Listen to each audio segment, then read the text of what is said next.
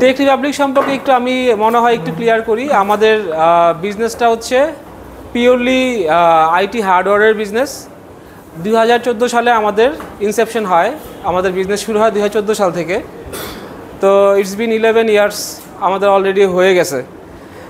এই সময়ের মধ্যে অনেক ব্র্যান্ড আমরা আনছি, অনেক কিছু আমরা ট্রাই করেছি করার জন্য, অনেক মার্কেটে বেশ ভালো করেছে। বাট ওভারঅল আমার কাছে মনে হয় আমাদের একটা ফোকাস পয়েন্ট ছিল টেক রিপাবলিকের বিজনেসে। সেই ফোকাস পয়েন্টটা হচ্ছে আমরা অডিও ভিডিও মার্কেট নিয়ে অনেক কাজ করার চেষ্টা করছি। আপনারা জানেন আমাদের একটা ব্র্যান্ড আছে জাবরা নামে। সো এই ব্র্যান্ডের পাশাপাশিও আমরা বেশ কিছু আরও ভিডিও কোলাবোরেশন ব্র্যান্ডের সাথে কাজ করি।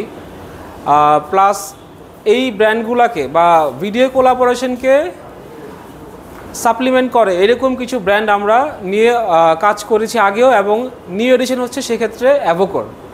অ্যাভোকোর একটা ইন্টারেক্টিভ ডিসপ্লে ব্র্যান্ড।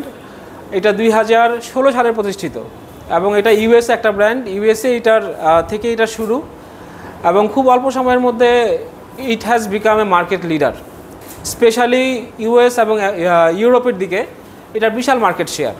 বাট তারা খুব রিসেন্টলি এই এশিয়া প্যাসিফিক রিজিয়নে কাজ শুরু করে। সাউথ এশিয়ায় সবার পরে তাদের ফুটস্টেপ আসছে। ইন্ডিয়াতে করার পাশাপাশি বাংলাদেশে হচ্ছে সাউথ এশিয়ার সেকেন্ড কান্ট্রি যেখানে ওরা ডিস্ট্রিবিউটর খুঁজে নিয়েছে। তো বাংলাদেশের পার্সপেক্টিভে আমরা জানি যে বাংলাদেশ একটু পরে অ্যাডাপ্ট করে টেকনোলজিগুলো। দো আমি বলবো ডিসপ্লে ব্র্যান্ডগুলো বাংলাদেশে যথেষ্ট ভালো করতেছে। অনেকগুলো কম্পিটিটিভ ব্র্যান্ড আছে বাংলাদেশে অলরেডি, যে ব্র্যান্ডগুলো ভালো করতেছে। বাট অ্যাভোকোর স্পেশালি আমি এটা মেনশন করতে চাই যে অ্যাভোকোর এমন একটা ব্র্যান্ড যেটা ফার্স্ট প্রায়োরিটি হচ্ছে এডুকেশনাল সেক্টরটাতে করে। এডুকেশন সেক্টরের পাশাপাশি ওরা আপনার যে প্রফেশনাল কোলাবোরেশন আছে, অফিস আদালত গভর্নমেন্ট, এইসব জায়গায় ওদের যথেষ্ট ফোকাস আছে। তো অ্যাভোকোরের মতো একটা ব্র্যান্ড আসলে টেকনিক্যাল কোনো স্পেক নিয়ে বা কোনো কিছু আমি ভাবে করে বলবো না, আমি জাস্ট ওভারঅল একটা ধারণা দিচ্ছি আপনাদেরকে।